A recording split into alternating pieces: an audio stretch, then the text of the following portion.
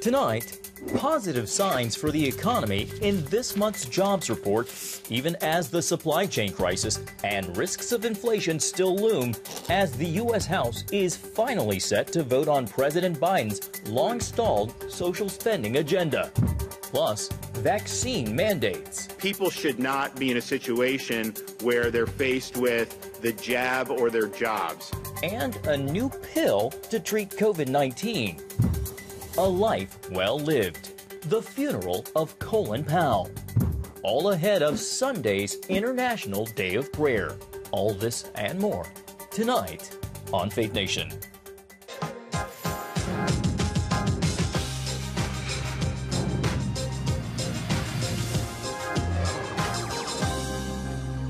Road to recovery, what the latest jobs report signals for the American economy. Welcome to Faith Nation. I'm John Jessup. New numbers out today indicate the jobs market is bouncing back as demand for workers grows and COVID cases decline. October stats jumping almost 3 times the dismal gains we saw back in September. CBN's Brody Carter has a breakdown of the latest jobs report. Brody, despite a rebounding job market, experts still worry about inflation and its heavy toll. U.S. jobs have risen each month this year and wages are up. Those dollars aren't going as far. As October reflects an even healthier climb than economists expected, the labor market still has a long way to go. The job creation in the first full 9 months of my administration is about 5.6 million new jobs, a record for any new president. Despite rising employment, jobs are still down about 4.2 million since the pandemic began. That increase directly affected by the ebb and flow of COVID. Even as the virus factor sort of eases out, I still anticipate that we're going to have difficulty with filling a lot of jobs. The help wanted signs and windows aren't necessarily going away anytime soon. Friday's numbers show the nation added 531,000 jobs in October, dropping unemployment to 4.6 compared to last month. Americans are getting back to work. Our economy is starting to work for more Americans. Household surveys show white men reap the most benefit. Jobless rates stayed stagnant for women, teens, blacks, Asians, and Hispanics. Industries gaining the most in October include leisure and hospitality, professional and business services, and manufacturing, especially for motor vehicles. The biggest loss came in the education sector at state and local schools. So the enrollment hasn't necessarily come back even as the public schools have opened, and I think that's why we're seeing sort of a decline in the employment there. Phil Kirpin, a free market policy analyst, says desperate employers are raising wages, offering bonuses and flexible hours just to fill openings and meet consumer demand. But will it be enough to keep up with rising inflation? You've got wages that are rising pretty rapidly, but prices are rising even faster. And so in real terms, people are actually losing ground. They're making more, but they're able to purchase less with it. And it looks like it's more likely to get worse than better right now. And as the president doubles down on the business vaccine, combined with pushing historic government spending, the nation waits to see what the future of America will look like. You know, obviously the big unknown is whether we're going to have another big winter wave with the virus. If that happens, do they have the same crazy policy response and try to lock things down again, or do they sort of accept this is part of life and we have to deal with it? Statewide numbers will be released in the coming weeks to give a better indication of where things stand regionally. The January 4th vaccine mandate and the future of the Build Back Better agenda could drastically change the workforce in the coming months. John, back to you. All right, thank you, CBN's Brody Carter. Well, Democrats are trying to advance both the Senate-passed bipartisan infrastructure bill and President Biden's Build Back Better spending plan. House Speaker Nancy Pelosi bringing the measures back up for a vote again today. Even so, moderate Democrats like West Virginia Senator Joe Manchin still have questions about the president's bill, including the cost. I always say that I'm a responsible West Virginia Democrat, and I'm fiscally responsible and socially compassionate. The long-stalled social spending plan has been pared down from its original $3.5 trillion to about $1.75 trillion and has been coupled to the bipartisan infrastructure plan, which totals more than $1.2 trillion. Here now for more, CBN News chief political analyst David Brody. David, a lot of stops and starts on these spending bills. Even as we were coming on the air, some more maneuvering overnight. Speaker Pelosi adding a lot of wish list items that Democrats previously agreed to leave out, like paid family leave. David, is all of this maneuvering ultimately gearing up for a roadblock in the Senate? It feels like a roadblock ahead, John. It feels honestly like a mumbo-jumbo situation right now. We don't know which way is up or down. And it's not just we, it's the Democrats. I mean, look, let me try to boil all of this down for you. Pelosi wants the two votes together. She wants the infrastructure vote, we'll call it the BIF, and then, of course, she wants the BBB, the Build Back Better vote. That's the social reconciliation bill. That's what she wants. The problem, and progressives now saying late this afternoon that that's just not going to happen. In other words, they're okay with voting on the infrastructure bill as long as the BBB, that second bill, is voted on as well, but Nancy Pelosi doesn't want to vote on the second bill. You say, well, why doesn't she want to vote on the BBB bill? Here's why. Because there are 6 moderates that are not for that bill right now. They want to see a CBO score. They want to see actually what the bill is going to cost. And Pelosi can only lose 3 Democrats, but they've got 6 right now against the Build Back Better plan. That's the hang-up right now, and therefore she can't bring the bill to the floor. And progressives say they're not going to vote on the first one, the BIF, the infrastructure bill, if they don't bring the other one to the floor. So I've got a headache, and that's the end of it. David, all of this happening on a day where there's some good positive economic news. The president trying to take credit for the economic front with a better than expected monthly jobs report. In about the 30 seconds we have left, does that give the Biden administration some breathing room after this spate of bad news? I don't think so as it relates to what's going on the Hill. I mean, the truth of the matter is they've got moderates that are the problem here, the way the administration sees it, because the moderates are the holdouts. So these job numbers, I mean, good news, put out a press release, but ultimately it doesn't matter in terms of the sausage making that we're seeing going on right here in D.C. All right, CBN News Chief Political Analyst David Brody. David, thanks so much and have a great weekend. You bet. You too, John. Well, a new possible weapon in the arsenal to fight COVID-19. Pfizer unveiling today a new treatment that can cut the risk of hospitalization and death by 90%. The antiviral pill is already under review by the Food and Drug Administration as researchers around the world race to find at-home remedies in pill form to combat the virus. The experimental and easy-to-use medication comes as 84 million Americans are set to face the Biden administration's new vaccine mandate. More than 24 states are pushing back, and millions of employees say they'll lose their jobs rather than take the shot. Faith Nation co-host Jenna Browder has a look at what might come next.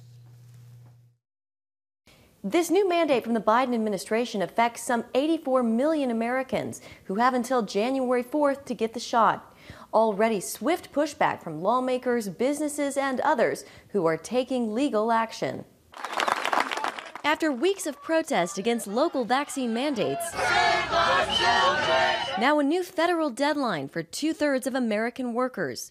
The Biden administration mandating medium-sized and bigger businesses require workers to get vaccinated or face weekly testing. The new rule also includes 17 million healthcare workers in nursing homes, hospitals, and other locations that receive money from Medicare and Medicaid. They do not have the option of testing and have to get the shot. Violators face a $14,000 fine. At a hearing on Capitol Hill, Dr. Anthony Fauci defending the move. We know that vaccines absolutely save lives.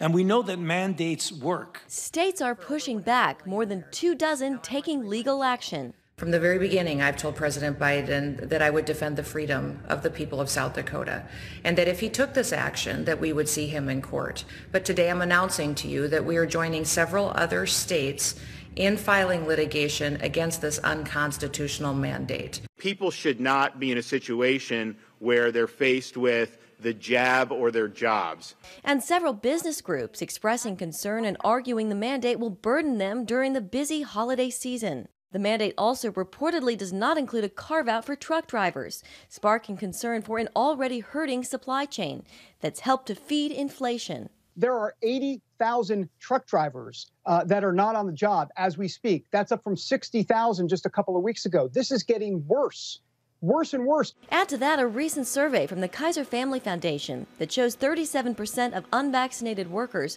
say they would leave if their employer required them to get vaccinated or be regularly tested. So what are opponents specifically challenging? Some point out that while the mandate is supposed to be an emergency rule, it doesn't take effect until January, about 4 months after the president announced it. So they question how the regulation can be called an emergency. Opponents also note that COVID-19 cases have declined from a recent wave in September. And some, like Governor Ron DeSantis, argue this is government by bureaucracy and inconsistent with the Constitution. In Washington, Jenna Browder, CBN News. All right, thank you, Jenna. For more now, we're joined by Daniel Sir, Managing Attorney at the Liberty Justice Center. Daniel, thank you so much for coming on Faith Nation tonight. Let's start with Texas, which is setting up a challenge to the constitutionality of the Biden administration's new COVID vaccine mandate for employers, asking the Fifth Circuit Court of Appeals to halt the rule. Daniel, do you anticipate we'll see more of these moves across the country? I do, John. This new mandate from the Biden administration is one of the most radical assertions of government power that we have seen in years. And that's saying something, given what we've seen in the last 20 months. But this new rule is unprecedented. It is a huge exercise of federal government power into small businesses, into states, and into the individual health choices of everyday Americans. It's not just wrong, it's illegal. We're going to see more lawsuits, and I think they're going to win. Daniel, if a person wants to request a religious exemption, how would they go about that? What are the acceptable, if I can say it correctly, acceptable provisions, and who ultimately decides whether to accept or reject based on what criteria? Yeah, so the Civil Rights Act of 1964 is a federal law that covers all of us against discrimination, including discrimination based on religion. And the Equal Opportunity Employment Commission, the federal agency charged with enforcing our nation's non-discrimination laws, has actually promulgated some really good guidance for both employers and employees, charting a path forward for employees to hold on to their deeply held religious beliefs, and for employers to make reasonable accommodations that keep workplaces safe without forcing them to fire employees who aren't willing to compromise their convictions. Daniel, you talk about reasonable accommodations. What if the employee invoking a religious exemption undermines their own claim? For example, in Conway, Arkansas, employees at a health system who object to the vaccines based on the use of fetal cells in the research and development stages had to sign a pledge not to use other common over-the-counter meds like Tums, Motrin, or Tylenol, which also use fetal cells in their development. Can that exemption be revoked or overturned? So employers have a right to expect that these beliefs are held sincerely. That's the law's standard, is that these be sincere beliefs. But the law also recognizes, much like the Bible recognizes, none of us are perfect. All of us have fallen short. And so the law, I think, has some grace built in to say that people come to the fullness of their beliefs over time. People realize things that they may not have known previously conflicted with their beliefs. And so there's a certain amount of grace, of flexibility built into the legal standard that these need to be sincerely held beliefs, but we don't always have to be perfect in our observance of them. All right, Daniel Sir with the Liberty Justice Center. Thank you so much for being with us, and have a great weekend, Daniel. Thanks, John. You as well. Well, opening statements in the trial of 3 men charged with chasing down and killing Ahmaud Arbery began today with his mother in the courtroom while prosecutors played the recording of his death. The prosecuting attorney claims all 3 defendants, quote, did everything they did based on assumptions. It all started when Gregory Bickel saw him running down the street. He finally tried to run around their truck, as you saw in the evidence, and get away from these strangers, complete strangers, who had already told him that they would kill him.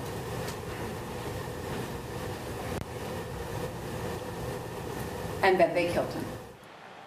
Father and son Travis and Gregory McMichael and neighbor William Roddy Bryan face felony charges including murder, false imprisonment, and aggravated assault after chasing and fatally shooting Arbery back in 2020. Coming up, one of America's top generals remembered by some of America's top diplomats. Next on Faith Nation. Welcome back. The life of a statesman, warrior, and an iconic trailblazer brought together presidents past and present, top diplomats, and military leaders to honor the life of Colin Powell, along with family and friends. He died late last month of COVID complications at the age of 84. CBN's Caitlin Burke joins us with a deeper look at Powell's life and legacy. Caitlin, so many turned out for his service at the Washington National Cathedral. They did, John, and Colin Powell certainly stands out as a trailblazer. Following a storied military career, he became the first African American to fill several top cabinet positions, serving both Democrat and Republican administrations in war and in peace. Speaking of his own legacy in 2013, Powell said his life has been blessed. I've had a chance to serve my country, and I've had a chance to do things that benefited my country. And when it's all over, I just hope they say, you know, he's a good soldier, he did a good job, raised a good family, and God bless him. That's all I ask for. That's all you're going to get. Powell began his service in 1958 by joining the military. After 35 years, he retired as a four-star general and entered the world of politics. His first major assignment, National Security Advisor to President Ronald Reagan. Powell then served as chairman of the Joint Chiefs under President George H.W. Bush and Secretary of State under George W. Bush. His career was not without controversy, the heaviest criticism coming after this speech before the UN in 2003. There can be no doubt that Saddam Hussein has biological weapons. Those weapons of mass destruction were never found. Will always be part of my record. How painful is that? It was painful. It's painful now. While we mourn his death, our faith tells us that there is indeed life beyond the grave.